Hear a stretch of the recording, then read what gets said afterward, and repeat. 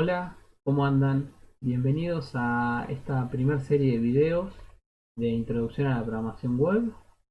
La idea es ofrecerles una serie de contenidos que tienen que ver con la primera parte quizás más conceptual o teórica de la materia, donde vamos a repasar algunas cuestiones y vamos a establecer un punto de partida antes de empezar a tirar las primeras líneas de código. Como contenido de esta primera serie de videos vamos a discutir un ratito al principio sobre qué implica la problemática que nos ofrece la web desde el punto de vista de eh, la infraestructura y los protocolos que la fundamentan. A continuación vamos a hacer un repaso de varias áreas que consideramos que son esenciales para que desarrollen las habilidades dentro de lo que le vamos a proponer en la asignatura como desafíos a través de los TPs y del contenido teórico que les vamos a dar. Y por último ya vamos a arrancar a charlar un poquito sobre arquitectura de la web. Acerca de la problemática de la web, vamos a charlar un poquito sobre la definición de qué se considera que es la web y delimitarla de otras definiciones posibles. Después vamos a charlar brevemente sobre sus orígenes, lo que nos va a ayudar un poco a entender cuáles son sus características. Aún al día de hoy, las características sobre las que nosotros desarrollamos nuestras aplicaciones web tienen mucho que ver con su origen y en parte de eso también las restricciones que tenemos a la hora de esta programación. Después vamos a charlar muy brevemente sobre cómo funciona el gobierno de la web, porque esto nos va a dar a entender el funcionamiento de ciertas cuestiones, como por ejemplo los estándares, que es lo que nos guían a la hora de generar el contenido eh, en la web. Y después ya nos vamos a introducir en algunos conceptos principales que, si bien les van a sonar palabras conocidas, le vamos a dar algún enfoque y algunas definiciones adicionales que nos van a ayudar a pensar el día a día cuando nos encontremos desarrollando. Y por último, una serie de referencias a libros para que utilicen como material de consulta para ampliar lo que les ofrecemos en las slides y en esta clase. Vamos a arrancar por la parte de definición. ¿Qué es la web? Bueno, nos referimos a web cuando es, es muy a grosso modo o trazo grueso esta definición. La vamos a ir refinando a lo largo de la asignatura, pero en principio es todo aquel contenido digital, generalmente que está estructurado en formato HTML principalmente, eh, se- aunque no es exclusivo el formato HTML, y que la utilización que hacemos de él es a través de las primitivas que nos ofrece el conocido protocolo HTTP. Esa es como la definición de manual. En este punto me interesa detenerme brevemente en diferenciar la web de Internet. Internet se refiere a toda la infraestructura, tanto física como lógica, que es necesaria para que haya transmisión de datos. Básicamente, como lo conocemos hoy en día, es el stack TCP/IP y todo lo que es necesario de ahí para abajo, capa 2 y capa 1, desplegada alrededor del mundo. A eso le llamamos Internet. En cambio, la web está restringida a todo el contenido que es compartido a través del protocolo HTTP. Es decir, que la web es una realidad emergente eh, de capa 5, que sería el protocolo de capa de aplicación HTTP. En cuanto a los orígenes de la web, se sabe que es bastante reciente en comparación con otros protocolos. Es de inicios de los 90 en el CERN, que es un laboratorio de investigación suizo. Estaban con algunos problemas o no problemas, pero sí veían algunos límites en los protocolos que hasta ese momento se utilizaban para el compartir documentos entre los participantes de la organización. Utilizaban protocolos tipo FTP o Buffer que, si bien cumplían su objetivo de forma correcta, tenían algunos problemas o no eran del todo cómodos para la navegación a través de ellos. No nos interesa el funcionamiento de ninguno de estos dos protocolos, solamente vamos a decir que esos protocolos ofrecían ciertos límites y que había gente en esta organización que se encontraba interesada en generar otro tipo de eh, protocolos. Más precisamente, Time Berners-Lee es quien discute que la manera de navegar a través de un conjunto de documentos debería incluir a nivel del protocolo con un elemento que él considera importante, que es el concepto de hipertexto. El concepto de hipertexto nos plantea la posibilidad de que a través de un documento se pueda llegar de forma enlazada o linkeada a otros, ofreciendo la posibilidad de una lectura no secuencial, donde el lector toma la decisión de qué camino o qué conjunto de enlaces sigue. El concepto de hipertexto es viejo, es más viejo que lo que plantea Time Berners-Lee. Time Berners-Lee lo incorpora a la discusión y dice o plantea la posibilidad de generar un protocolo que lo contemple dentro de sus primitivas.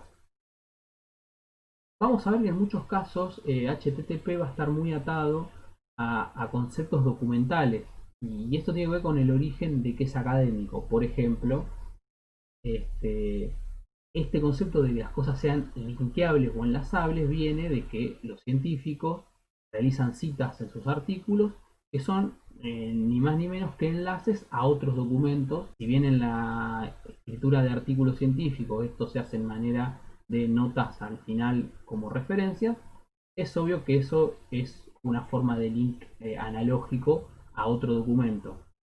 Si esto era traspolable al contenido digital y vía un protocolo era automatizable, obviamente iba a dar una comodidad a la lectura y a la forma de compartir la documentación. Entonces, bueno, justamente lo que propone es hacer esta interactividad desde un protocolo, es decir, desde una implementación tecnológica. Entonces, bueno, teniendo ya disponible Internet en un ambiente académico, como ya se venía dando desde hacía varias décadas, el CERN se encuentra en Europa y ya tenían acceso a Internet, lo que se les ocurre y proponen en forma de desarrollo es un nuevo protocolo que permita como primitiva esta interacción a través del concepto de hipertexto. Y bueno, ahí aparece una de las primeras ideas centrales de que si nosotros logramos que cada documento del sistema tenga una dirección única en ese mismo sistema o en ese mismo protocolo, naturalmente podemos ver que podemos hacerlos linkeables a través de esta dirección única. Y ahí es donde nace el concepto de URL, enlace o link, que ya vamos a desarrollar más adelante. A partir de acá se da una evolución, HTTP empieza a ser utilizado no solo a nivel académico, sino que empieza a popularizarse en otros contextos.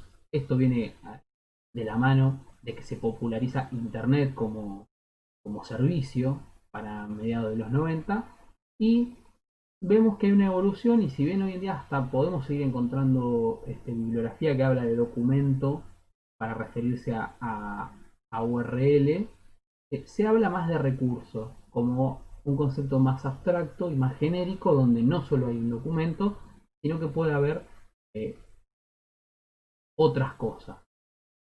Y ya vamos a discutir qué pueden ser esas otras cosas, pero es más diverso que un simple documento. Por otro lado, esta evolución también se da en que en un inicio, en los primeros borradores de la especificación del RFC de HTTP, se hablaba de páginas web, donde la página estaba prácticamente asociada a un documento en formato HTML, pero claro, con la masificación de esta tecnología lo que empieza a suceder es que empiezan a aparecer como agrupaciones de páginas en conjunto y eso pasó a llamarse un sitio web. Es decir, un sitio web es un conjunto de páginas que tienen alguna interrelación a través de URLs, pero que comparten o son de una misma organización o las mantiene un mismo autor, etcétera. Entonces, cuando hablamos de sitio web, hablamos de un conjunto de páginas. Y hay un tercer nivel de evolución que es aplicación web, donde ya no hablamos tanto de una recolección de documentos o páginas,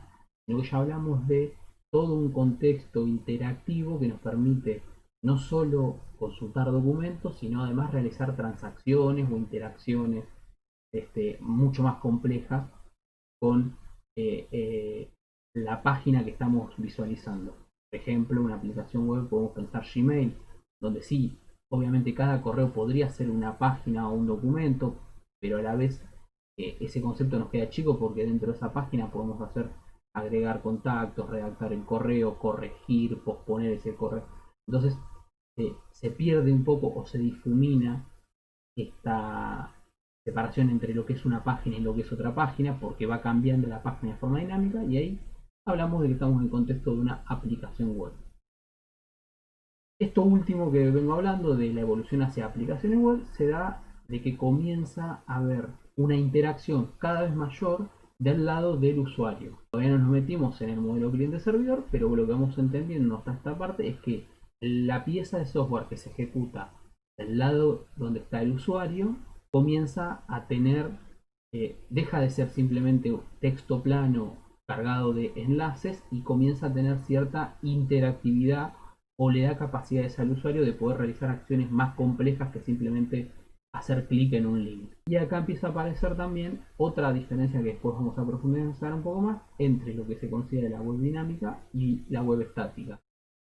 Pasando a las características de la web, bueno, ya hablé anteriormente web versus internet. Web es el emergente del contenido digital sobre el protocolo HTTP, que es un protocolo de capa de aplicación, y internet es la infraestructura física y lógica que nos provee la conectividad entre diferentes redes alrededor del mundo y ofrece, entre otras cosas, la posibilidad de que exista la web sobre ella. La web se construye sobre algunos principios que se pueden resumir más o menos, al menos en sus conceptos iniciales cuando se plantearon en el CERN, en que cualquiera puede publicar en la web, cualquiera puede consultar y nadie puede restringir. Esto es relativo. Ya sabemos que para acceder a Internet y a la web uno necesita un proveedor, con lo cual ahí hay una restricción de tipo monetaria, pero a priori, si uno dispone del dinero necesario para contratar el servicio, no hay de antemano una restricción de acceder al contenido web. Tampoco de publicar, yo en principio puedo, hay diversas opciones en línea para publicar, pero en realidad cuando dice cualquiera puede publicar, yo tengo la posibilidad de en mi propia computadora generar un sitio y hacerlo enlazable desde afuera y que accedan a mi contenido. Y en principio nadie a priori puede impedir eso por la forma en que funciona Internet y en la forma en que está pensada la web. Si yo tengo una IP, monto un servidor web, que después vamos a discutir que es un servidor web, y genero contenido y ese contenido lo comparto a través de Internet, la gente a priori podría entrar a él. Entonces puedo publicar. De la misma manera puedo consultar el contenido de otros y a priori no me van a restringir por hacer esas cosas. Estos principios, que son quizá de diseño, se chocan bastante con cuando empiezan a aparecer cuestiones legales, de copyright o legales de tipo contenido no permitido. Entonces, son principios quizá de diseños del concepto de web y no tanto de implementaciones, porque yo también sobre mi contenido puedo poner usuario y contraseña, entonces solo darle acceso a quienes yo deseo. Pero en principio nadie me impide, por el modelo de HTTP, poder ofrecer estos principios de diseño. Si pensamos en las características de la web como si fuera un grafo de donde podemos ubicar que cada página o cada sitio es un nodo y los links entre ellos son las aristas, podemos ver entre investigaciones, por ejemplo, la más conocida es la del modelo de Albert Barabasi, que es una red libre de escala. Es básicamente que si se hace un histograma de los enlaces entrantes y salientes de las web, tenemos una ley de potencia en esa distribución. No nos importa tanto meternos en esto, sí entender que sigue ese comportamiento, pero que también esto tiene un impacto en la forma en que la web fue creciendo y se fue generando el contenido alrededor de ella. Básicamente existen un conjunto pequeño de páginas que son muy enlazadas en la web y existe infinidad de otras páginas que podemos considerar más pequeñas porque enlazan más de lo que son enlazadas. Básicamente nos habla de una asimetría en cómo son enlazadas y cómo enlazan las diferentes páginas web. Esto no es una crítica o una valoración, simplemente una descripción. Así evolucionó y así está planteada la web. Respecto del contenido que generamos en la web, ya habíamos hablado que era formato estructurado en un lenguaje conocido como HTML, pero en realidad hay un problema en que justamente como la web de antemano no es pública, en el sentido que cualquiera puede publicar, hay consejos sobre cómo debería estructurarse el contenido, pero no puedes obligar a alguien, a un generador de contenido, que siga este formato. Lo puede hacer de forma indirecta. Tampoco hay demasiado escrito sobre el formato del contenido multimedia. Por ejemplo, imágenes, videos, audios, etcétera. En las últimas décadas, sobre todo en la última década, ha habido una explosión de la publicación de contenido multimedia a través de plataformas de streaming, de videos, de streaming de audio, etcétera. Eso hizo que haya un montón de información en la web, incluso imágenes, sobre todo acompañado por la masificación de las redes hogareñas de alta velocidad, lo que dio posibilidad a los usuarios de poder consumir streaming o ese tipo de contenidos de forma mucho más natural que antes. Y por último tenemos lo que se conoció en algún momento como la experiencia de la web semántica, que si bien no se pudo sostener a lo largo del tiempo, intentaba darle un formato o una estructura determinada de contenido. Hoy por hoy, y es un tema que vamos a ver mucho más adelante, eso se trata de hacer vía eh, optimización de motores de búsqueda. Respecto del tamaño de la web, es todo un problema del tamaño porque primero hay que ponerse de acuerdo en qué se mide cuando medimos la web. Cantidad de bytes que circulan a través del protocolo HTTP, cantidad de páginas que existen publicadas, cantidad de dominios eh, comprados por usuarios. Es decir, hay todo un problema en definir qué es medir la web. Tomando una decisión de medir algo, ya está un problema también hacerlo, porque la web ha crecido tanto y está tan extendida a nivel mundial que es imposible saber que ya contamos todo lo que hayamos decidido contar. Y así todo, una vez que terminamos, es probable por el nivel de dinamismo que tiene la web en cuanto a su publicación, que haya contenido nuevo publicado. Entre que empezamos a contar y terminamos, que ya ha publicado mucho contenido nuevo. Entonces sería un trabajo de nunca acabar.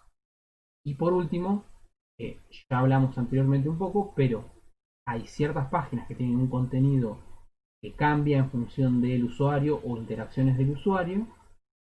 Y entonces es todo un tema de definir, bueno, este, por ejemplo, la bandeja de entrada de Gmail tiene 0 mails cuando entré. Eso cuenta como una página. Ahora me cae un mail y la página es todo igual, salvo en la parte de la bandeja donde ahora tengo un correo. ¿Eso es otra página o es la misma página con un cambio? Bueno, todas estas problemáticas hacen que no sea tan sencillo medir el tamaño de la web. Sí podemos aproximarnos, por ejemplo, lo que han hecho la gente de Internet Live Stats, donde ellos hablan de 1.798 millones de websites a septiembre de 2020. Esta estadística la actualicé hace unas semanitas atrás. Pero ¿qué cuentan ellos? Ellos cuentan sitios web, es decir, dominios de primero, por ejemplo, no sé, un Lueduar, ellos lo cuentan como uno en esta estadística, para que nos demos cuenta y entendamos de qué estamos hablando. www.unlueduar cuenta como uno acá. Ahora, por ejemplo, www.pau.ulu.edu.ar cuenta como otro. En el sitio que les dejo ahí enlazado abajo, ellos plantean cómo es la metodología. Obviamente tienen artículos publicados. Lo otro interesante a ver es que de todos estos 1.798 y pico millones, ellos estiman que el 75% de esas webs ya están inactivos. Es decir, que la mayoría de la web que existió ya no es accesible. O fue dada de baja, o el contenido fue retirado por sus autores, lo que sea. Ese es otro dato a tener en cuenta. Por otro lado, la gente de World Wide Web Sites, ellos estiman que para septiembre de 2020 hay alrededor de 5,60 billones de páginas disponibles según su método de estimación. Fíjense la diferencia, en el otro eran website o sitios web y acá estos hablan de páginas, por eso son varias páginas más. No me quería detener demasiado acá, pero que vean, es todo un problema caracterizar a la web. Respecto al gobierno, y acá para ir llegando al final de las slides, vamos a ver que hay involucradas en el gobierno de la web muchas siglas que ya conocemos y van a aparecer algunas nuevas. Respecto de la parte conocida, tenemos la ICANN con todo lo que tiene que ver con las asignaciones en DNS, por ejemplo, toda la parte de Top Level Domain, y como un subordinado de ICANN está la IANA, que era la que conocíamos que hacía las asignaciones de IPs. Bueno, en realidad los hacían los registros regionales y los regionales los revendían, etcétera. Y después, ya acá algo más conocido, hoy en día la estandarización del protocolo HTTP se hace en la IETF, que es la Internet Engineering Task Force de Estados Unidos, pero que en realidad labura de forma coordinada entre miembros de la industria y la academia para definir estos estándares. Actualmente se considera que estamos en el protocolo HTTP versión 2, aunque para entender nosotros solemos referirnos al protocolo HTTP versión 1.1, que funcionan muy parecidos, aunque el 2 optimiza ciertas cosas de esta versión 1. Por otro lado tenemos, y estas sí son nuevas siglas para nosotros, la W3C es el consorcio www de W3 que estandariza y mantiene el estándar de HTML y CSS. Hoy en día van a escuchar, cuando vean la parte de Pablo de HTML y CSS, que estamos en la versión 5 HTML y en la versión 3 de CSS.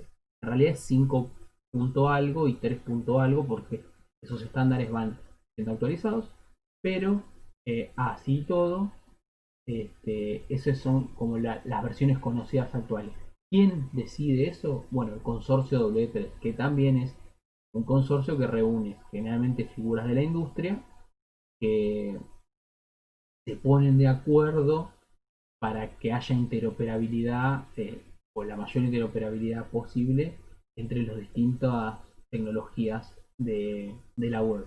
Y la otra tecnología que también está estandarizada es JavaScript, que es un estándar conocido como ECMA, que está hecho por la ISO. Ahí le dejo linkeadas. No es habitual que uno vaya al estándar puro derecho de alguna de estas tecnologías, sino que va a páginas que en general documentan y dan ejemplos de la mayoría de estas cosas de estándar. La W3C tiene una página de documentación muy linda con muchos ejemplos. Hay otra página que es la Mozilla Developer Network o MDN que también tiene muchísimos ejemplos, y en Pau les vamos a pasar muchísimos enlaces de esas páginas porque, y como particularidad de esta materia respecto de otras, esos estándares y esas explicaciones son casi tan oficiales o incluso más, porque a veces están más actualizadas que los libros que podamos ofrecerles. Bueno, acá un poquito ya lo había hablado antes, son discusiones donde intervienen la industria, la academia y los estados, dependiendo de cada uno. Lo que se busca es la adopción y el consenso de estándares para proveer la interoperabilidad, por ejemplo, entre navegadores web, como un ejemplo, o mismo entre distintos navegadores y servidores, cuando se trata, por ejemplo, del protocolo HTTP. Y después esto tiene un tiempo hasta que los productos específicos implementan estos estándares que se van siendo aprobados. Sucede también lo opuesto, por ejemplo, es típico, por ejemplo, en el caso de Google, que tiene el navegador Chrome, ellos tienen una característica que la proponen como estándar, pero previo al estándar y previo a la estandarización, ellos la implementan en versiones de Chrome, a veces en versiones de prueba y a veces en las versiones estables. Y cuando ellos van a discutir el estándar, dicen: miren, nosotros lo pusimos en nuestro navegador para nuestros usuarios y nuestros servidores y encontramos estas mejoras. Y te listan todas las mejoras que ellos encuentran, y eso a veces colabora con datos fácticos acerca de una decisión que hay que tomar. Por último, conceptos principales que nos parecen los principales para esta primera parte de la materia. Concepto de URL, vamos a profundizarlo posteriormente, pero básicamente nos habla de eh, una forma única de localizar un recurso a través de HTTP. Por otro lado, lo hablamos anteriormente, tenemos HTML y CSS como formato, un estándar. HTML es un estándar que nos describe cómo estructurar el contenido de una página web. Por su parte, CSS nos ofrece un estándar para definición de la presentación de ese contenido. Sobre los detalles de esto van a tener muchas discusiones en las clases con Pablo, así que no me voy a meter demasiado, pero son otros dos conceptos que son sumamente importantes y principales en el desarrollo de la web. Y por último, y que vamos a ver en videos subsiguientes, HTTP como protocolo que nos impone una serie de restricciones a cómo interactúan los clientes y los servidores, y nos ofrece una serie de restricciones que van a modelar la manera en que nosotros vamos a hacer el desarrollo web. Y acá, bueno, volvemos a la definición del principio, donde yo les planteaba que la web es el contenido digital escritura en formato HTML que es posible de utilizar a través de las primitivas que nos ofrece HTTP. Y espero que con este primer repaso esta definición haya cerrado un poquito más o haya parecido un poco más sólida que al principio. Bueno, las referencias, tenemos principalmente dos libros, el de Leon Sklar, Web Application Architecture, sobre todo en los capítulos 1, 2 y 3 que presenta estos temas. Y por último, hay un libro muy interesante que si bien después se enfoca en la parte de eh, buscadores web, la primera parte es de conceptualización del funcionamiento de la web, que se llama Cómo funciona la web, y es muy interesante sus primeros tres capítulos de cara a lo que se planteó en este video.